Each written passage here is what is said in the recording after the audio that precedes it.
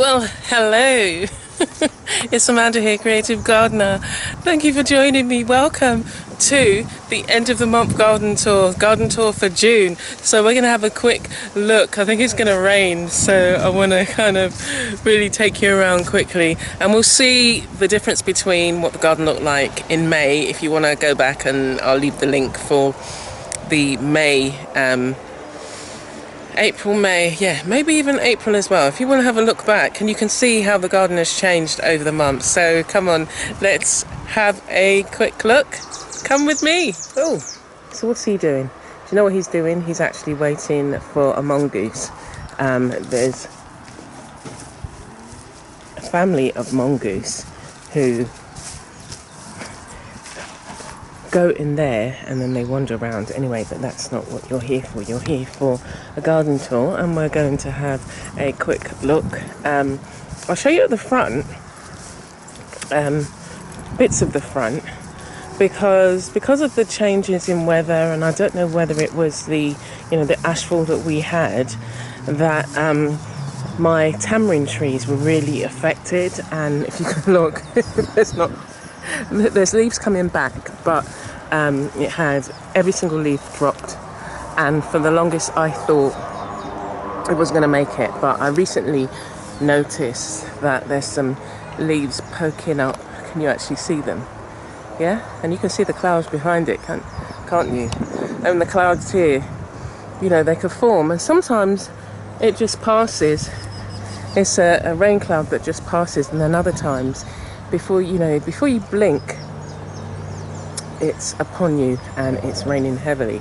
So out here we've got some of the plants kind of growing, and the fountain grass that you can see there, what I'm doing is, I should have cut it back before, but I left it, so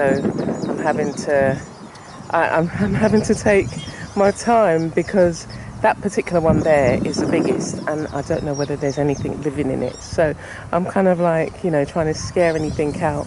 But all of these are going to be cut down to size, because as it rains, they're just going to grow again.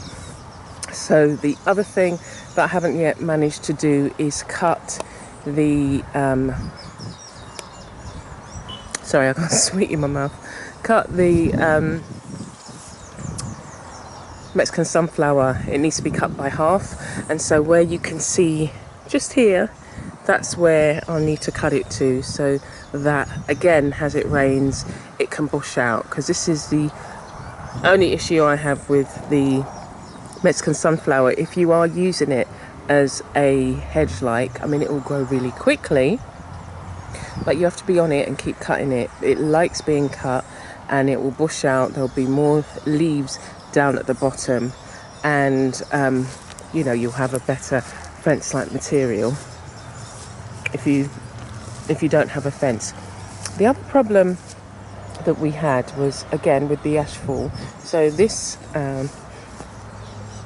broadleaf thyme, you can see it's covered with some of the ash, and a lot of the plants still are, and my broadleaf thyme, all of it was affected, and it's only just coming back. Look at this. Look, this is a frangipani tree. It looks so healthy right now. I'm just waiting to find some frangipani hornworms, see whether there's any eggs. Yeah, look. They didn't waste any time, did they? So as you can see, they lay their eggs, they're little kind of yellow eggs, and they have a smell about them as they eat and poop. That's all they do, eat, poop, grow bigger, and then they end up being about, say, 5 inches. So all of these are going to grow, and if you let them, they will consume all the leaves on the tree. But I think with the ashfall we had, it's kind of helped. So let's look at the broadleaf thyme. Look at it. Again, I'll leave a link to some of the... I was gushing when I first started growing this, gushing about my broadleaf thyme and how wonderful and big and thick the leaves were. But as you can see, it didn't do fare very well with the ashfall. As I say, everything was covered. But the plants with, like, you know, this has got a hairy, this is kind of hairy, and it's got like, yeah, fine hairs on it. They didn't do very well. And it's only just starting to come back. You've got some new leaves coming, but what I probably need to, what I probably should do is just cut it all back, and like here where it's grown up, just cut it all back and start again with it. And again, I'm just making most of the branches, and when I chop and drop, I, you know, drop it by the plant. But where there's branches, again, I'm putting it in areas that I don't have a fence, and so, you know, you just make the most. And that's what you got to do. You're on a budget, you make the most of what you have. It's all going to decompose anyway. So as it decomposes, I mean, this particular, these are seeds of this tree, which is the river tamarind, and I mean, that grows like a weed so fast, and they they set down some really deep roots. So if you see any young plants in a place where you don't want it, you need to pull them up immediately, otherwise they'll just, I mean, that just planted itself. And so I've allowed them here. I think I can feel some raindrops. I don't mind it you know, building here again. It will help with the fence. But what I'll do, I need to cut them back as well. Okay, so the overview is, you know, things are starting to grow again because we're now in the rainy season. Some things have fared less well. So all my trees, my papaya trees, are having issues as well with the slugs. Again, a lot of rain, and then, you know, again, look at the tamarind tree. As I say, it's only just beginning to come back, and I'm just hoping now it will. Ooh, what's he doing? So you get to see it live and direct. Isn't this fantastic? But I don't know. I don't think it's warning me. I don't know who it was warning. Anyway, but yeah, with the rainfall, everything will kind of give everything a new lease of life. Again, here I've started to cut back. I need to do the other side. But the other thing you have to, you know, decide for yourself is how much you can actually do at one time. There's always something to do in the garden, and you have to find a balance. And so I do. I find that balance. It's just like I'm doing bits as I go along. So even when we look back here, I said to myself, okay, well, tomorrow I'm going to start on the other side and just work my way down, because it is just me kind of, you know, by the time I do one bit and get to the other end and work my way around, you know, it's just starting again. But it's enjoyable. It's something that I like.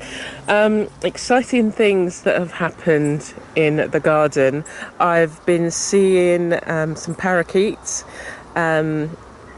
So usually once a day, usually in the morning about 7:30, they fly over, and a couple of times they've landed in the garden. I just love it. It's just so different seeing, you know, a really highly coloured bird than kind of, you know, the brown or the white. Or we've got 6 different types of birds that come in here, and I'm pleased for all of them. Trying to create an environment where they feel comfortable. And I saw a blue parakeet in the garden. This one has issues with birds, so as much as I'm encouraging the birds to build their nests, which they are, and sometimes they fly into the studio, he gets all worked up and starts barking at them. So that was one of the highlights. The second one is my neem tree. Look at this. Look at that. that's the first piece of fruit it's produced. This neem tree was grown from seed. It took quite a while to germinate, but it's one of two that germinated and have grown this size. And I'm just so like, you know, a neem tree was something I'd always wanted to plant. And way up there's a little bird's nest. It's building its nest, but I don't think it realised how breezy it was up there. It needs a tree that's a bit more stable, as you can see. Like this tree, the Shak tree, that's a bit more kind of sturdy. It's getting a bit more breezier. Breezier, is that a word? Anyway, so paths and things, it took a while. After the ash, we managed to get somebody, our guy in to cut the grass, and then there was nothing, it was dry. So it's coming back now. Hello birdies. There's two there. And what I do is the fountain grass that I cut, that I mentioned earlier, is what I'll be putting on the paths, because this will get really muddy. So as it rains, it's just gonna get like a mud fest. So put the grass down. Where are you going? Where are you going? Come in. Thanks for playing the game. What else is my avocado here died, and my bananas here are kind of suffering. And I managed to also find, I had some pickup sticks, and what I use the pickup sticks, it's a grabber basically, like, or an extendable arm, and I can pick up all of these, the debris from the Shak tree. So all of these pods up there are going to be falling down, as they do, and I collect them, all the ones in there. You wouldn't believe that I collected some.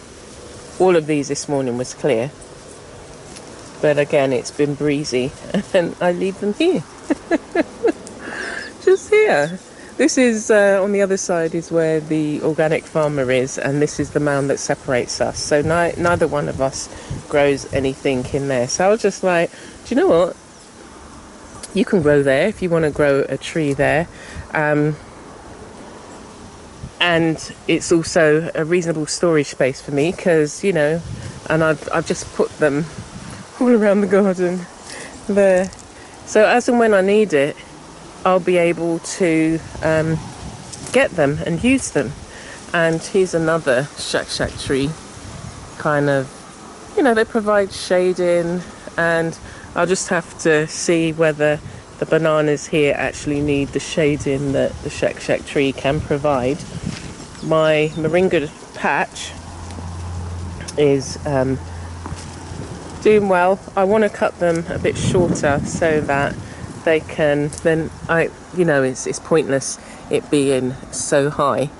So for what I need to be able to access the leaves regularly and the pods.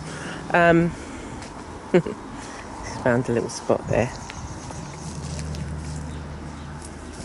My noni tree, I'm again pleased with this. Grown from a young plant, and look at that snail. Oh no, it's not. It's a noni plant. It's noni fruit. So here's a fruit. The leaves, some of them are getting yellow. So I'm going to have to check what that is. I've been seeing quite a few ladybirds on there. So whether it's that there's some sort of pest that's on here. But I use the leaves. The leaves are really good. They're energy boosters. They've got vitamins in. And I found that I'm kind of like anemic and low iron, vitamin D and vitamin B. So I find it really helps when I use it in tea. and you can also eat the leaves. So I prepare a little stir fry with spinach and things. So the rest of the garden is coming on.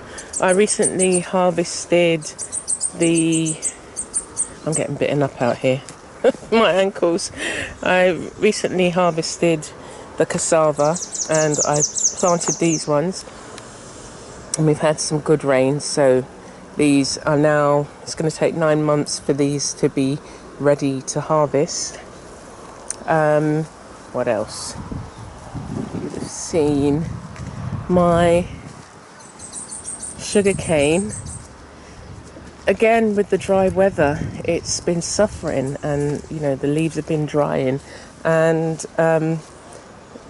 some of them have just been breaking off. Like, so I put one over here because it was just falling over to see if it would grow.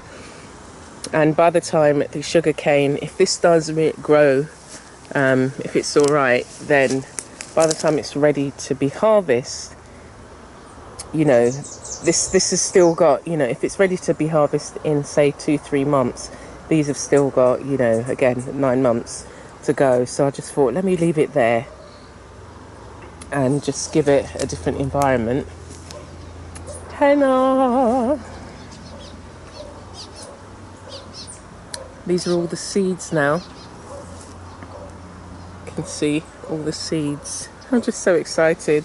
But I don't know when to plant them or pick them off. So I'm just waiting a little bit to see. And yeah, things are kind of, I'm preparing here's the other neem tree that I grew from seed. So this is like 2.5 years old. But you can use the leaves. The branches have got antibacterial, antiseptic, antifungal. So it's used in some cultures, the branches, as like a toothbrush. It's good for the gums, stimulates gum health. And the slugs really had a field day with this, but I had to put some stuff down. But again, I'm just so excited about being able to grow my own neem. This side of the garden is the more kind of luscious-y side. This was the first side that I managed to complete in terms of, removing the rocks. Although, there's still, we're built on coral, so there's a lot of rocks in the soil. We've got clay soil, but again, you just have to do what you can. And so what I've been doing is I always make sure I mulch. When it rains, especially in the rainy season, what you're going to find is, I've got some more drops of rain, is you're going to find that it washes some of the soil away. And so what I've been doing is building it up, and you might have seen it in other videos where I've built it up, and I put these sticks there, and what that does is stop the chop and, when I chop and drop, it stops it from running off, and it protects the soil as well. So I really need, it's like that's a job that really needs to be done urgently. So cut the fountain grass at the front and make it, chop it up into smaller bits so that I can lay it all on the beds so that the soil doesn't run off from here. And then I lay it on the ground as well, so wherever you walk, it's not going to be muddy. There's some other surprises, but I'll talk about these in another video. Really kind of intriguing me, but I'll share in another video. And yeah, so generally trying to make the most of what we're now in, the rainy season. There's going to be a lot of rainfall. You have to just make sure that the soil isn't eroding, that you're making the most of collecting water. I've got a couple of water storage containers. One needs emptying at the moment, so that Have I got two? Why do I think I've got two? I've got one that needs emptying. I was supposed to get another one, but I haven't been able to it's my neighbour, him to bring it. Growing, I'm growing as much things as I can, and there is still room for more. And you know, like even here, like I've got pomegranates, lots of pomegranates, and I've got a papaya here, 3 papayas. I've got other plants, and I'm also kind of holding back to see what other things are growing. And the other thing is, which I'm really excited about, is getting pigments from the plants, using them to, you know, create my own dyes and things like that. So that's the other area that I'm really looking forward to moving forward in the garden, seeing what I can get. And it's amazing, and that's why, you know, I'm growing the things that I want to grow. Food production, we want a food forest, we want, you know, to be able to come out and pick fruits in abundance.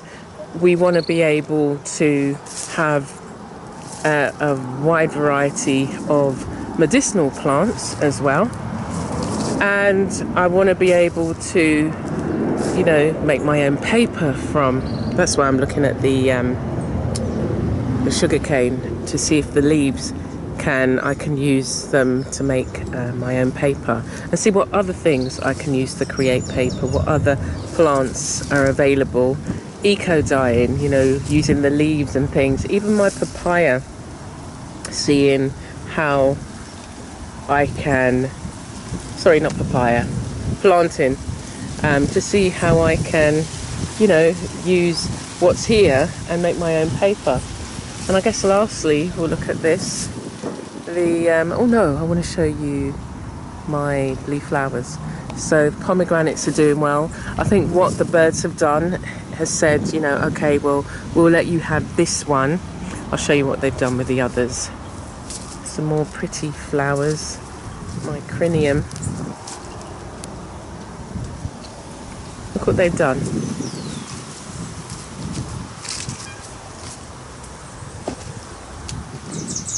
See the holes.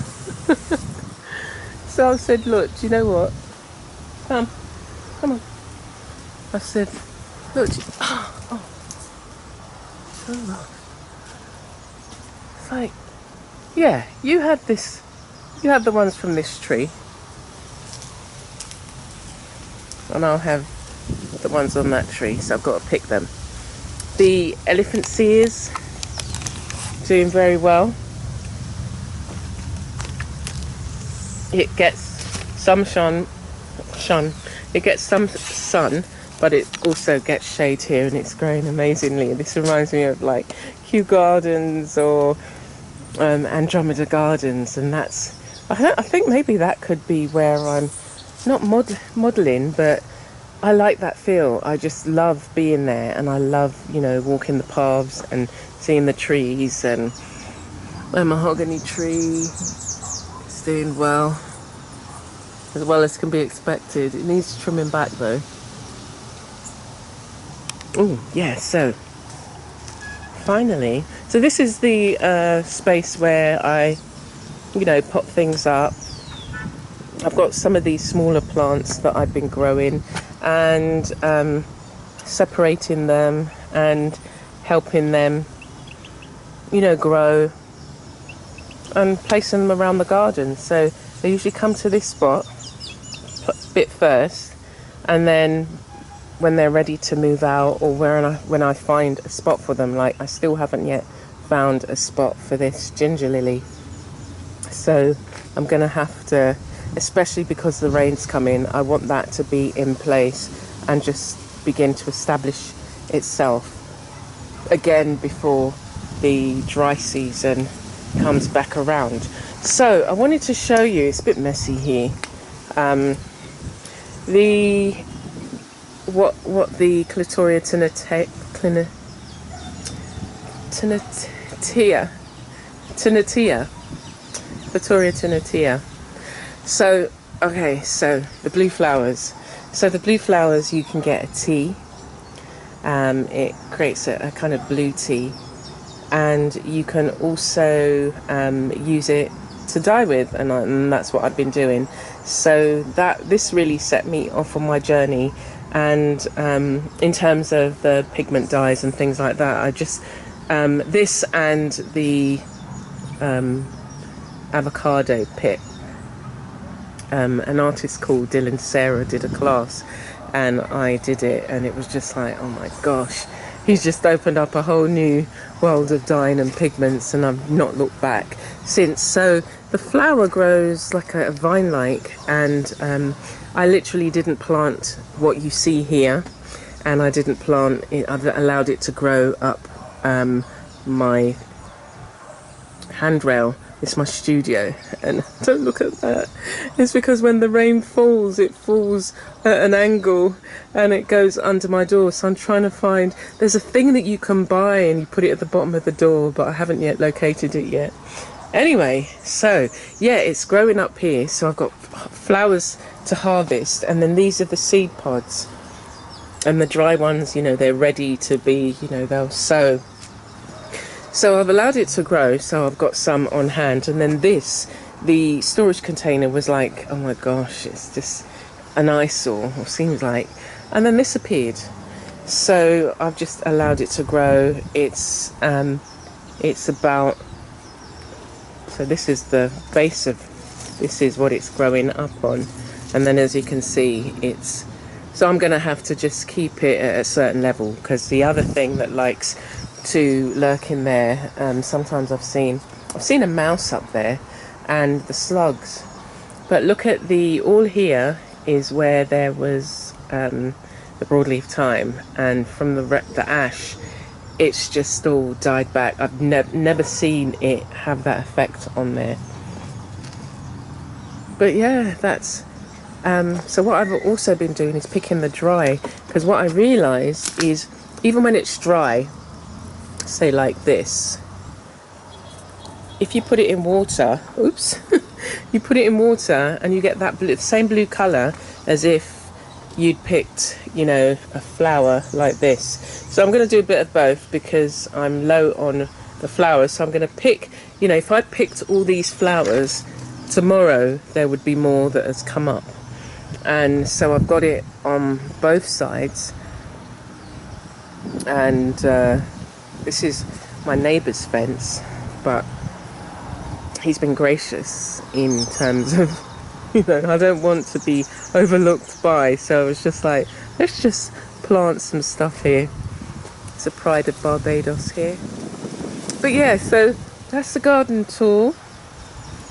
I showed you a few bits and pieces, and I'm just, you know, trying to find plants that will not only have medicinal benefits, can either be used as a food or medicinal benefits, and also, you know, I can use it in the home or make paper from, or, you know, like especially these grasses. This is, as I say, this is the fountain grass, and I wanted one to grow here. That's an experiment.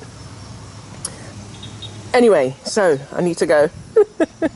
But I'll leave you there, and thank you for joining me, and if you're not yet subscribed, please do subscribe, and I'll see you again soon, and lots of new things coming up on the channel, so I'll let you know as we go along. But yeah, take care for now, stay blessed, and be a blessing. Hey Cole, hey, that's right.